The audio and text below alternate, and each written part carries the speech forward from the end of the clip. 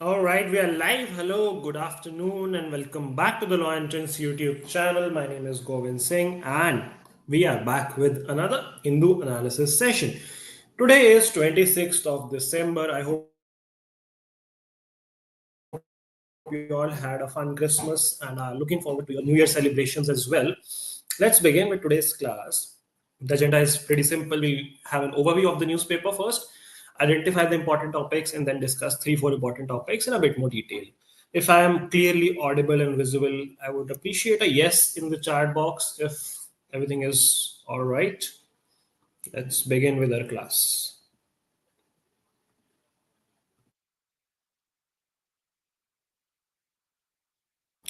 Ashnur is here. Good afternoon. Guru is saying CLAT results are out. Okay. And do check them out after the class. Radhika is here. Hari is here. Namita is here. Satviki is here. Very good afternoon, guys. Welcome back to the class. It's good to see that with every passing day we are increasing in numbers. तो अच्छी बात है. Do bring more of your friends to the stream because that would be even more beneficial for all the parties, for them, for you guys, for me. Win-win situation. चल ठीक है आज का newspaper analysis हम start करते हैं today is 26th of December and quite a lot to explore in today's newspaper. Let's begin. I hope the newspaper is visible to all of you on your screen. Let's start. So this is the front page. The headline news is the 45,000 crore Kane Betwa link project launched. What is Kane? What is Betwa? These are two rivers which are on the border areas of UP and MP in the Bundelkhand region. And a project to link both of these rivers through a canal has been launched. Now, there are pros and cons of this initiative, and we'll discuss them in detail when we come back to our analysis. But Pradhan Mantri Modi ji, has laid the foundation stone for the river linking project. He has laid the foundation of a dam. D से नाम है उसका Dan धुआन dam ऐसे कुछ करके नाम है. We'll discuss that in detail. And what is on the other side? Delhi government departments distance themselves from AAP's pre-poll scheme. This is politics related, not important for us. MT, favorite storyteller of modern Kerala, no more. So MT Vasudevan Nair, he was a writer, a very prolific writer, and from Kerala, he has passed away. His debut film as a director was Nirmalyam, which won the National Award for Best Film in 1974. That is, I think, sufficient information which you need to know. इसके अलावा और तो ज़्यादा कुछ नहीं. He was also awarded the Gyanpith Award in 1995. So three things you are going to remember. M.T. Vasudevan Nair. He was a script writer and screenplay writer. Debut film Nirmalayam, which won a national award in 1974, and then Gyanpith Award in 1995. So rest in peace, Mr. M.T. Vasudevan. At least 38 dead as Russia-bound aircraft crashes in Kazakhstan. Okay, another unfortunate news. But again, this is not very important from a competitive point of view. This is just reporting based news. So we'll move on. Finding a home away from home after 2004 tsunami. So it's 20 years of one of the worst natural disasters which happened in 2004 when a tsunami came in the Indian Ocean region, which took the life of more than 2 lakh people, and of course displaced a lot of people from their homes. A lot of people lost a lot of property and all of those things. And 20 years have been completed of this disaster, though editorial articles bhi hain which are related to this particular disaster. One is related to what can we learn from disaster like this, and second is a critical analysis sort of about the Disaster Management Act which is in place in India. One arrested for sexual assault of student at Anna University. Then we have city-based news, which we'll skip because it's not important. Anniversary of Shahid Udham Singh. Interesting. Okay. Congress must apologize for always insulting Ambedkar, says Maharashtra CM Devendra Fadnavis. This is just politics happening. Not important. Veer Bal Divas, also today. Political leaders condemn sexual assault on student on Anna University campus. So this is causing quite a bit of uproar, and rightly so. But again, as we all know, the uproar would last for a few days, then everyone would just forget and move on. But a deplorable sight, all of these cases, be it the Arjikar case, be it this case, need to do something about this.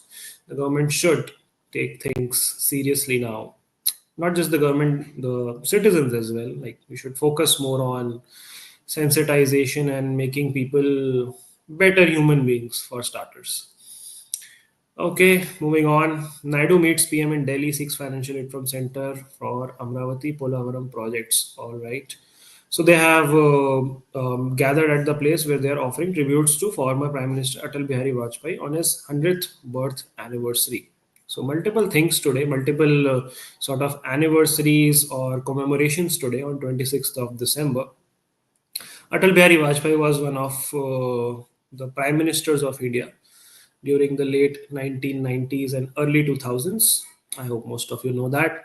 20 years later, Fisher's wait for housing continues at Tsunami's ground zero villages in Nagapattinam. So, this is again regarding what we were talking about, that these people who have been displaced are still waiting for housing. They are still waiting to get accommodation from the government.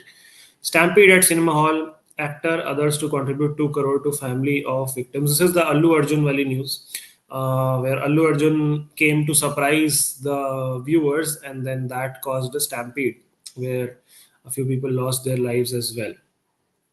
So it's good that compensation has been awarded.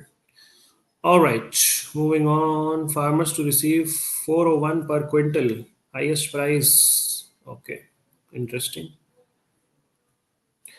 Then we have the editorial article, Nagapattinam's Journey of Silence. This is related to the tsunami thing, the 2004, 26 December 2004 tsunami, which came in the Indian Ocean, and how people were displaced, how there was a lot of destruction, and how people have still not received adequate relief and rehabilitation.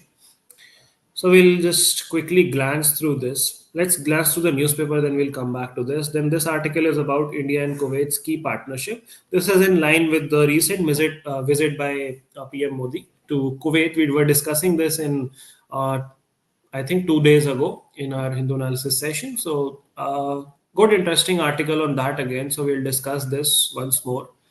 No Panakia benefits cannot be a substitute to comprehensive welfare.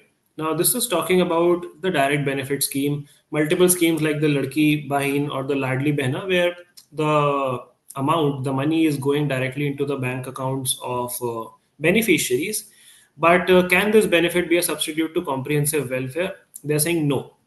What is the meaning of Panacea? Panacea or Panacea, however you pronounce it, is essentially a one-stop solution for a lot of problems. So if one thing can work, जैसे वो आपने add देखा होगा ना, किसी shampoo का add था कि 5 problems 1 solution, तो वैसा कुछ मीनिंग होता है पेनेकिया का कि multiple problems but a single solution. ठीक है, lessons from a spectrum of areas. Now this is again related to the 2004 tsunami, and this basically talks about 5-6 lessons which we can take from what happened back then and how we can prevent such a disaster going on in the future. Okay. This article basically talks about how 2100 rupees would be given to every woman in Delhi. You would see a lot of hoardings and posters as well. 2100 rupees har mahila ke khate mein if you are a resident of Delhi. So it's quite interesting that some people, like the opposition party, says this is distribution of freebies in order to win votes. The ruling party, or I mean, the Ahmadi party says that this is for the welfare. So this article is saying that this cannot lead to comprehensive welfare. Then moving on, opinion pieces, lapses in the disaster management bill. I was telling you about this. So the disaster management bill came in 2005, 1 year after the tragedy happened. Because before that, we did not have any such scale of natural disaster which required a proper legislation. So that came in 2005. And in recent times, in 2024, there was an amendment in the disaster management bill, but they are critically analyzing that amendment. Is that amendment positive step? Is it a step in the right direction, or does it still have some loopholes and some things to work on? So that is about it. Then Republicans and Trump's team diverge on immigration. This is not important for you.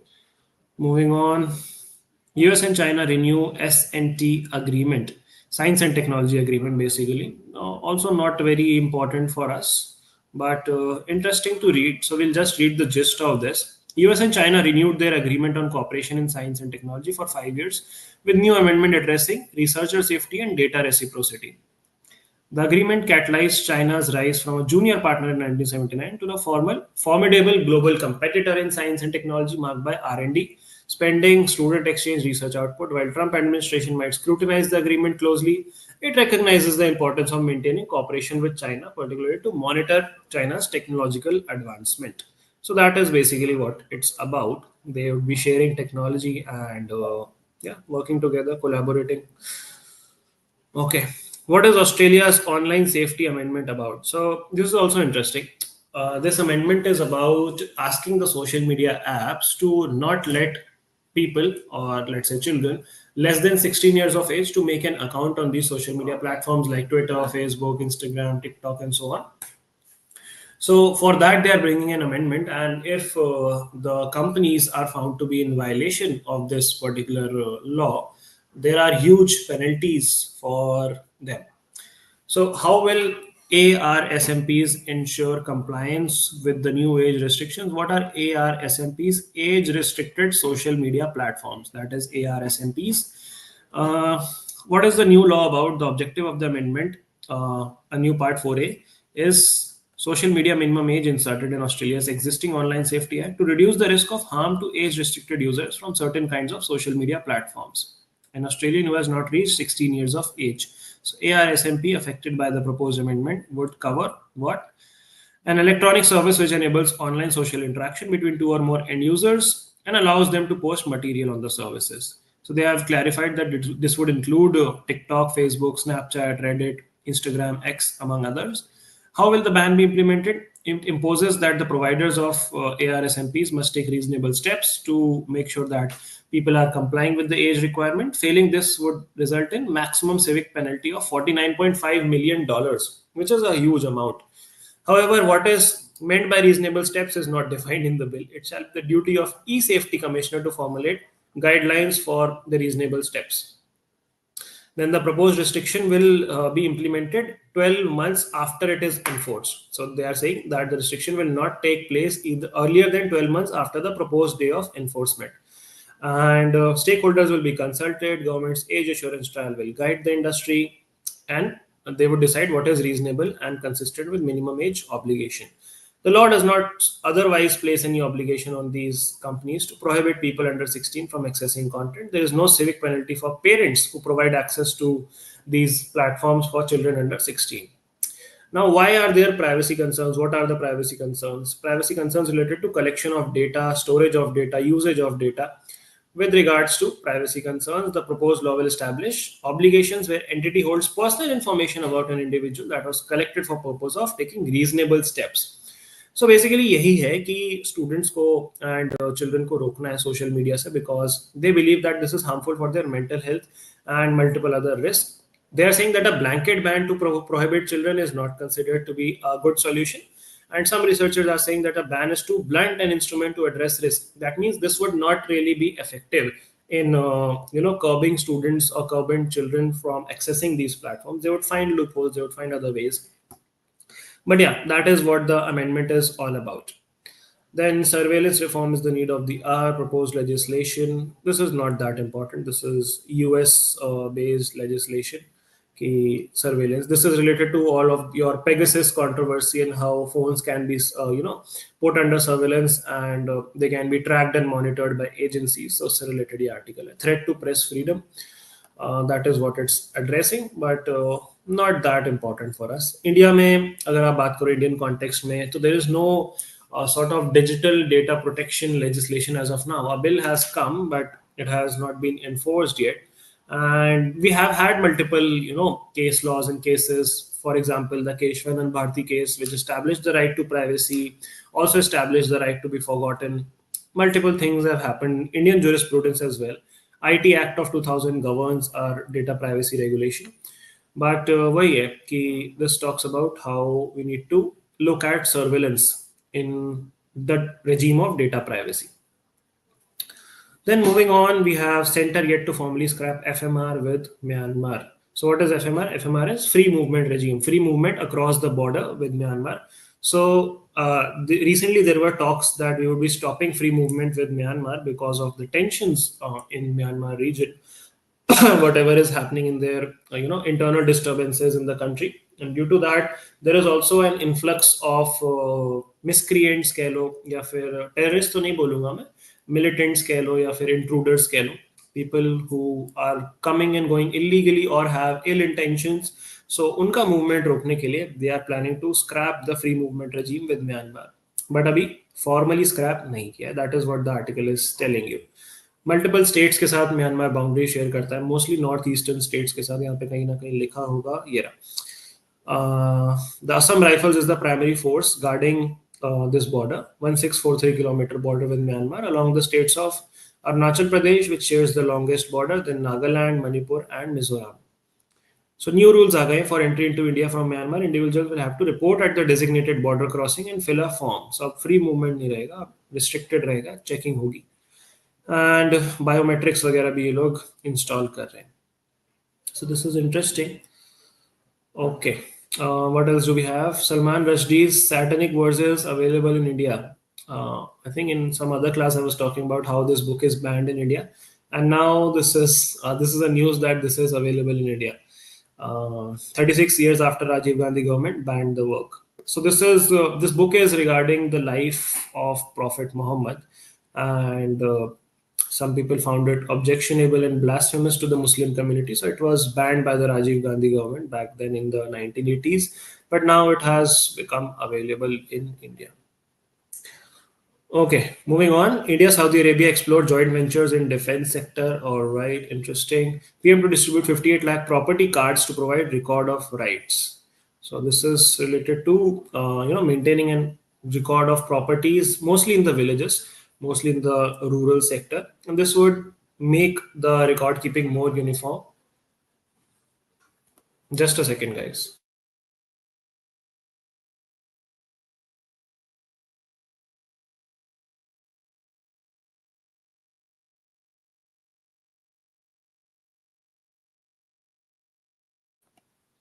Yeah. So coming back, then what do we have? States trying to enrich themselves by ratifying building violations, says Supreme Court. Okay, this is not that important for us. We want to be among the top 5 maritime nations by 2047. This is an interview of Sarban and Sonowal, a minister. You can read it if you are interested, but not important from comparative POV. SP hails Cane Beta project. Congress flags ecological impact. So we'll discuss about this. We'll come back to this. Maharashtra government releases compensation of 86 lakh to 39 rescued laborers. Okay. BJP leans on allies. Okay. Live devoted to literature. This is about the writer MT. You can read it if you're interested. Pen that influence. This is same about him only. Healthcare cost surge, push up medical cover rates. Okay. Government will boost spending quality, cut fiscal deficit. Now, this is economics and finance based articles, but nothing important as of now. India Cements N. Srinivasan steps down as Ultratech completes 7,000 crore buy. So he was the chairman of India Cements and now he has stepped down from his position. Can you guys tell me which IPL team is owned by India Cements and N. Srinivasan? Which IPL team do they own? IPL cricket team. Does anyone know?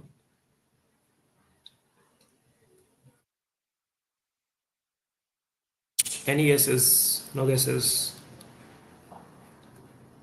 Okay, moving on to the world page. Pope Francis called for arms to be silenced. Hamas and Israel exchange blame over delay.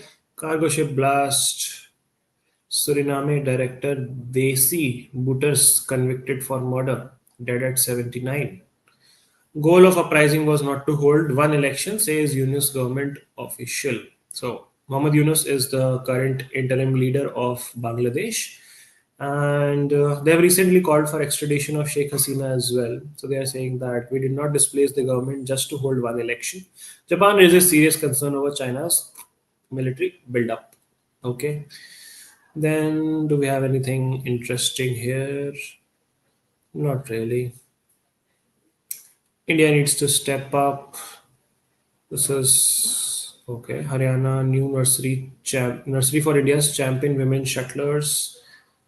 Anything important? No, nothing as such. Mixed skate gold for Maheshwari and Anant Jeet. Okay, good. Okay, nothing interesting in the sports section as such or the science section. So we'll come back to analyzing three, four important articles which we saw in the newspaper. So let's go to the presentation. Chennai Super Kings is the right answer. Right. CSK is owned by India Cements, backed N. Srinivasan. All right, let's go back to our presentation and begin our analysis. All right, I hope the screen is now visible. Let's begin. So, what are the agenda? What are the agenda topics for today? Firstly, we'll talk about the most important one, which is the Kane Betwa Link project. Then we'll talk a little bit more about the India-Kuwait bilateral ties. Then we'll talk about the editorial article, which was about lessons from tsunami 2004, and then a little discussion on the disaster management bill. So, four topics, four important topics to discuss today. Let's begin by talking about the Kane Betwa Link project. So, as you can see on your screen, this is a 45,000 crore project. And recently, PM Modi has laid the foundation on the occasion of 100th birth anniversary of Atal Bihari Vajpayee. Now, you need to understand why is this project being criticized. This is being criticized because there is an important tiger reserve which would come under threat due to this project. Does any one of you know which tiger reserve are we talking about? We're talking about Panna Tiger Reserve in MP. That would, there would be a lot of deforestation and displacement which would happen in order to link these two rivers. So, how a link project works is like both of these are tributaries of the river Yamuna. So, let's say this is the river Yamuna, and let's say this is the Kane River, this is the Betwa River. Okay, and this is somewhere around the region of UP-MP border, the Bundelkhand region. So what they're planning to do is link the Kane to the Betwa using a canal, a 200-kilometer long canal, and this would divert water from the Kane River to the Betwa River and would increase the flow of water in the Betwa River for multiple different uses. Now, why are we linking this? Firstly, there are multiple benefits from a hydropower perspective, multiple benefits from an irrigation perspective, and all those things. This would be 221 kilometer in length. This link project, 221 kilometers. So this is something you need to remember.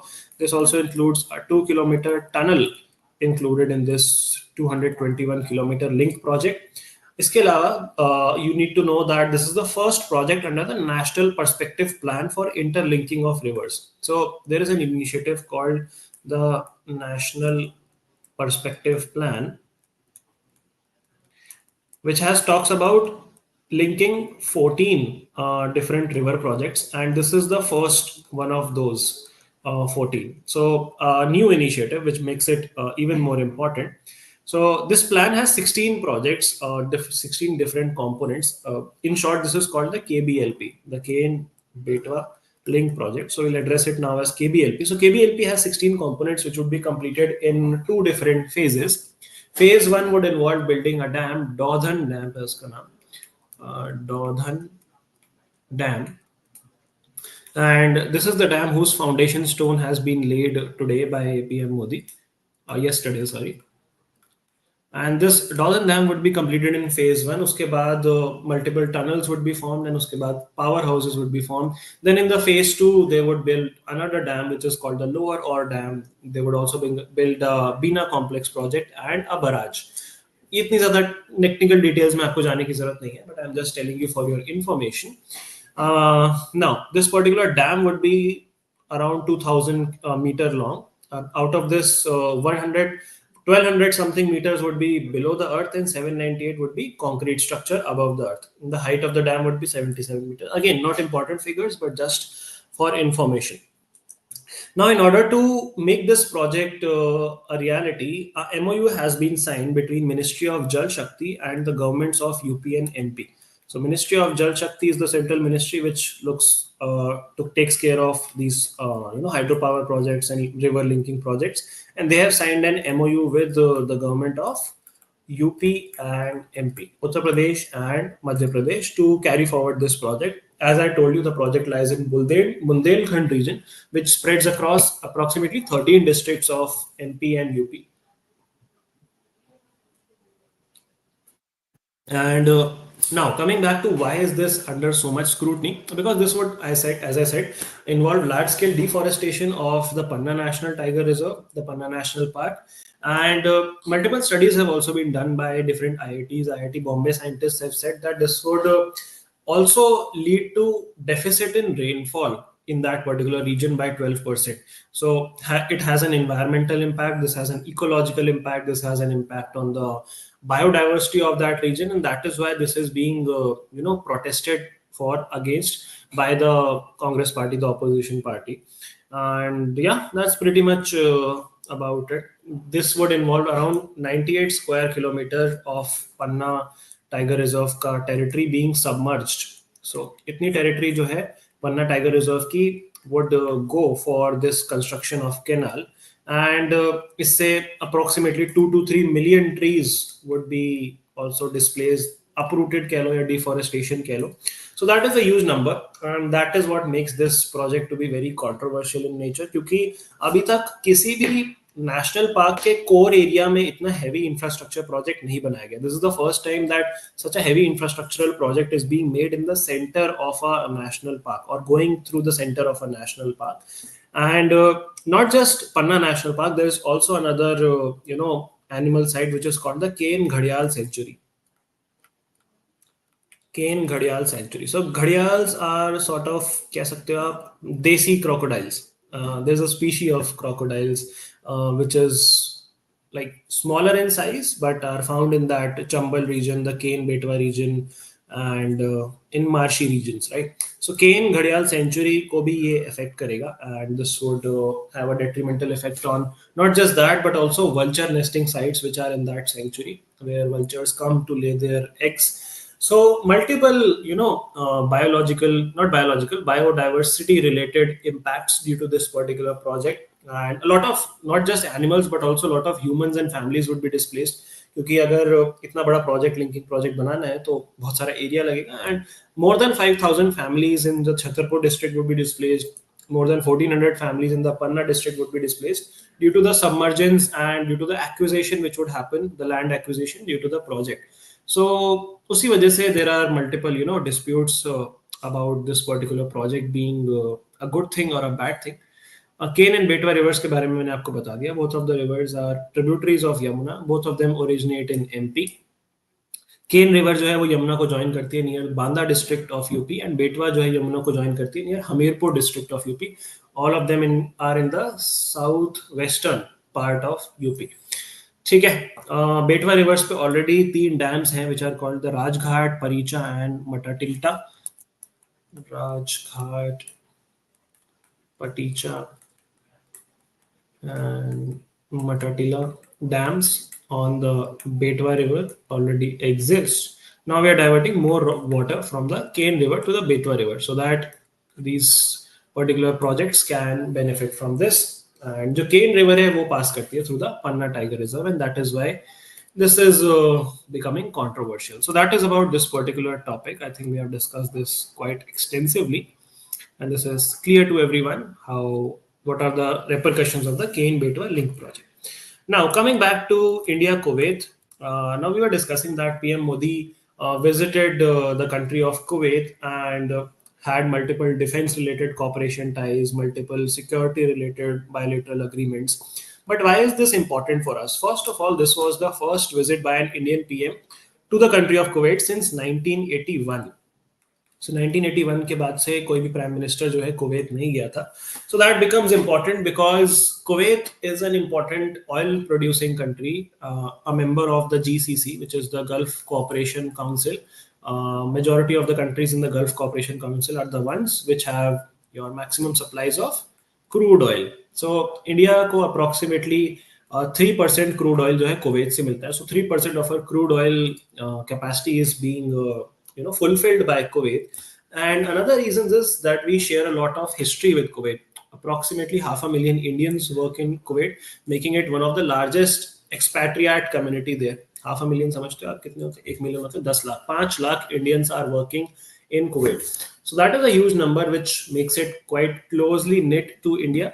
And there have always been a lot of trade between India and Kuwait historically, even to the extent that जब British East India Company का rule था India में, तब Kuwait के साथ हमारे trade ties इस तरीके के थे कि 1961 तक the Indian rupee was a legal tender in Kuwait, यानी कि रुपीज से आप सामान खरीद सकते थे in the country of Kuwait. But then in 1961 Kuwait became independent, and then they got done away with this different legal tenders of different countries and established their own currency. But this is an interesting thing to know, that you could buy things in Kuwait using Indian rupees till 1961, because there was such strong relationship and historical trade ties with the country. Now GCC की अगर हम थोड़ी सी बात करें तो GCC में कितनी countries हैं? GCC is an alliance of 6 countries, 6 gulf countries. Out of this Kuwait is one. Who are the other 5? Bahrain, Oman, Qatar, Saudi, and UAE. I'll write it down for you. Bahrain, Oman, Qatar, Saudi Arabia, and UAE, and of course Kuwait. So these 6 countries together form the GCC, or the Gulf Cooperation Council, which is a very important body of oil exporting countries, of oil rich countries. This was established in Riyadh in 1981. This GCC established in Riyadh 1981. Riyadh is the capital of which country? Can you guys quickly tell me? Riyadh is the capital of which country? Cut off स्लैट की मुझे एक बार check करने दो results. Let me check the results and then I will be able to take a better call. I will just end the class and then I will check the results. Saudi Arabia is the right answer, absolutely right. Saudi Arabia की capital है Riyadh, and वहां पे form हुआ था आपका GCC, which is the gulf cooperative council. इसका objective यही था to promote economic, security, cultural related cooperation between these 6 countries. And together ये जो जीसीसी है, इनके पास almost half of world's oil reserves है. तो अगर 100 लीटर के ऑयल रिजर्व्स हैं तो 50 लीटर के इन्हीं 6 कंट्रीज के पास ऑयल रिजर्व्स प्रेजेंट हैं. So that is why this GCC becomes very important. Our cooperation with GCC becomes very, very important. And yeah, that is all about this particular article. आगे चलते हैं हम towards our third point, which is lessons from tsunami 2004. So this is pretty simple. इसमें कुछ बहुत ज़्यादा complicated नहीं है. 5-6 points की बात करी गई है इस particular article में, जो मैं आपको बता देता हूँ, which are the lessons which we can take from your tsunami which came in 2004, which was a very huge and very critical sort of a disaster. The first thing which they talk about is the importance of mangroves in protecting the coastal regions. Importance of mangroves. Mangroves का मतलब समझते हो आप लोग, जो ऐसा पानी में trees sort of का structure होता है. This is found a lot near the Sundarbans in West Bengal. Mangrove forest, very thick, very dense forest which sort of grows in the water. Those are called your mangrove forests. So they have emphasized on the importance of mangroves and how they can stop the force of waves and tsunamis, and thus reduce the destruction significantly. And we should protect our mangrove systems in order to prevent such disasters, rather than constructing artificial barriers like brick walls and all of those things, जो कि waves से easily damage हो जाती है. Second thing is they are talking about keeping beaches as common sources. Beaches as common resources. Now, what is the benefit of keeping beaches as common property or common resource? This is beneficial because that would involve the participation of localites and local population, local communities, local businesses on the beaches. But अगर आप beaches को privatize कर दोगे, let's say a beach is owned by a company, then उस beach का ध्यान वो सिर्फ कंपनी ही रखेगी. And in case a natural disaster strikes, the local community would not be there to protect you, would not be there to rescue people and all of those things. So वो सारी चीजें हैं कि अगर local population वहां पे रहेगी तो that would lead to more protection, more measures which can be taken in order to protect that particular coastline. तो इसमें इन्होंने थाईलैंड का भी एग्जांपल दिया कि कैसे उन्होंने मैक्सिमम बीचेस को अपने प्राइवेटाइज कर दिया and hotels and leisure activities बना दी, लोकल कम्युनिटीज को डिस्प्लेस कर दिया, which made their scenario very fluctuating. And third चीज, जो थर्ड लेसन उन्होंने बताई है कि the tsunami created a lot of winners and losers. Now, what does that mean? Created a lot of winners and losers. They said that कुछ commodities के price बहुत ज़्यादा बढ़ गए, कुछ commodities के price बहुत ज़्यादा कम हो गए. For example, rent, price of land, goods and services. वहाँ जहाँ पे जो region displace हो गया उसके आसपास के obviously land prices बहुत ज़्यादा बढ़ जाएंगे, obviously services की charges बहुत ज़्यादा बढ़ जाएंगे क्योंकि now it is in high demand. So we need to create measures that such things do not happen, such fluctuations in demand and supply do not happen when a tsunami strikes. The fourth lesson which they talk about are relief efforts and long-term rehabilitation. Relief and rehabilitation, which they believe has not happened in the right manner. जैसा कि हम देख रहे थे in one of the articles that some people have still not received houses. So that is what they're saying, that government needs to be more proactive in order to provide the rehabilitation, the relief measures, and fasten the process. Then the fifth thing which they are talking about is gender-based discrimination, gender insensitive relief and rehabilitation policies. What happens is most of the people who operate on the coast and fishermen are males. So the relief measures and the mechanisms which are formed, the policies which are formed, are very male centric and male dominant, which leave out women out of the purview of these benefit schemes or benefit relief measures, which is discriminatory on the basis of gender. It's gender insensitive. And that is what they're saying, that women are also involved in a lot of activities which are usually non-fishing jobs. So they also need that sort of support, which are being provided to the fishermen males. That is what is the fifth lesson which they are talking about. The sixth lesson which they are talking about is using the help of local communities again, and how local communities can help the authorities there, and how can they help the relief measures and rehabilitation measures in a much better and robust manner. So we need to involve them in the decision making process, in the relief measures process, and work together with them in the coastal regions. Then they go on to describe what exactly is a tsunami. How tsunami is a Japanese word which is made of two words, su and nami.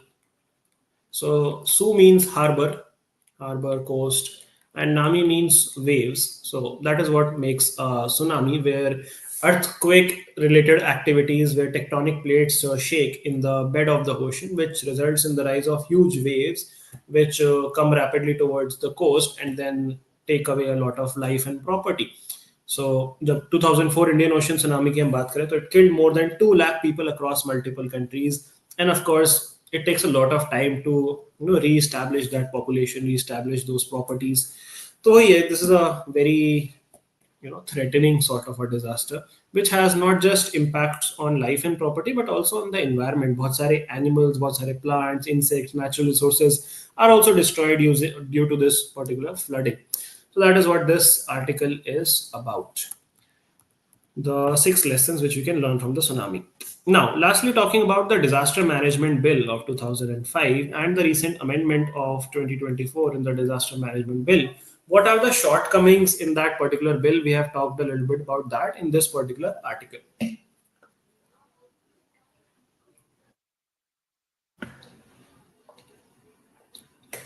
They say that this particular bill, the amendment, has serious concerns with respect to accountability and efficiency.